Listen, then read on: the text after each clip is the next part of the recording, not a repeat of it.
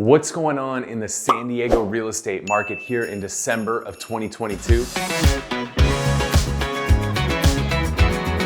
My name is Kyle Whissel with Whissel Realty Group, and today I want to share my 20 years of experience having focused on the San Diego real estate market, selling 4,000 plus homes. And I'm going to tell you what you need to hear about the real estate market. Not what the media is reporting.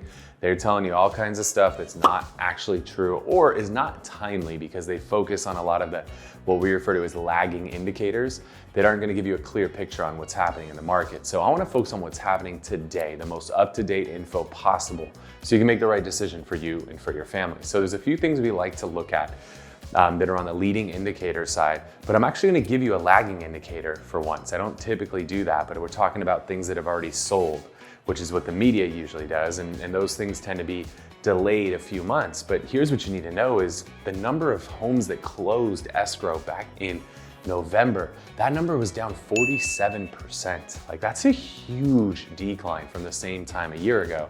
And understand, what closed in November is stuff that went under contract in September or October. So we don't even know how bad it's going to be for November yet, because those numbers won't get reported until probably January or February. So even if we just go back to September, August, the number of closings down 47% in San Diego. That's a huge, huge decline. So let's talk about what's happening today though, right? The number of homes that have come on the market for sale, that number continues to stay well below where we were a year ago. That number's down about 30% from the same time a year ago. Why are there less homes on the market for sale? Well, a lot of people have interest rates on their current home in the 2, 3, 4% range.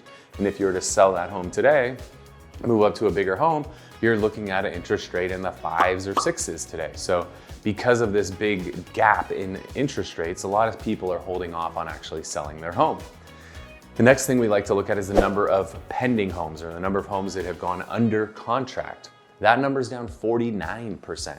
So new homes on the market's down 30, pendings is down 49%. As a result, there's so many less pendings that we're seeing the number of buyers in the market is kind of going away. That's causing supply to come up because there's just not as many people buying. In fact, supply's up 133% from the same time a year ago. Now, when you hear 133%, you're like, oh my gosh, that's a crazy number. But the supply of homes for sale is still under 2 months, which is historically considered low inventory. The only reason we're not seeing values jump right now is because of this interest rate situation.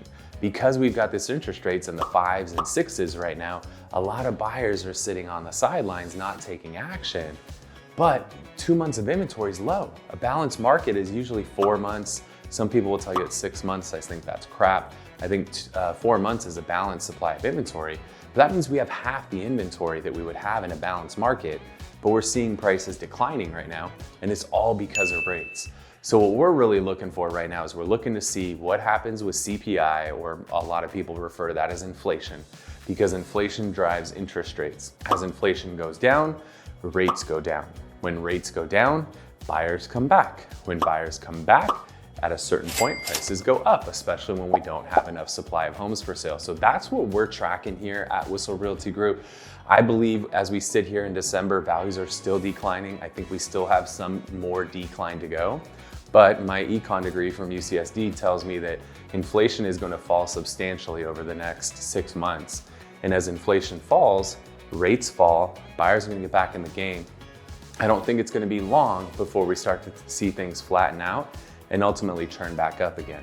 My prediction is we'll probably continue to see a decline into Q1, flatten out in Q2, and probably start to pick back up again in Q3. So what does that mean to you, right? If you're thinking about buying a home, there's a little window of opportunity right now where you don't have a whole lot of competition. A lot of buyers are sitting on the sidelines waiting for the rates to decrease. When they do, the buyers come back, it gets competitive again. So if you're willing to take a little bit higher rate today, and in understanding that the value might decline a little bit even after you buy it, the benefit right now is that you could pick and choose the home you want in the neighborhood you want with the terms that you want. Because if you ask your friends who bought a home a year ago, they were buying homes sight unseen with offers well above the list price. You were having to pay for cash out of pocket because the homes wouldn't appraise.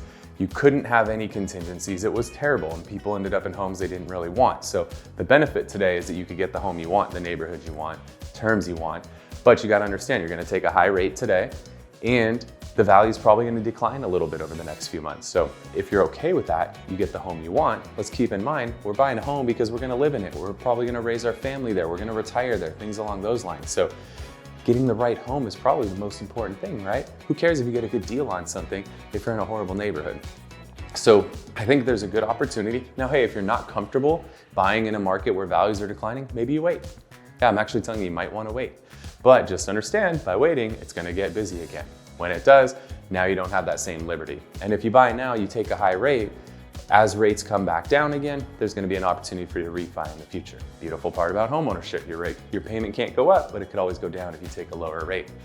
And if you're thinking about selling, well, here's the thing, inventory is very, very low, like we said, right? We're still sitting under 2 months of inventory. So there's buyers out there. It's just taking a little bit more time to sell right now.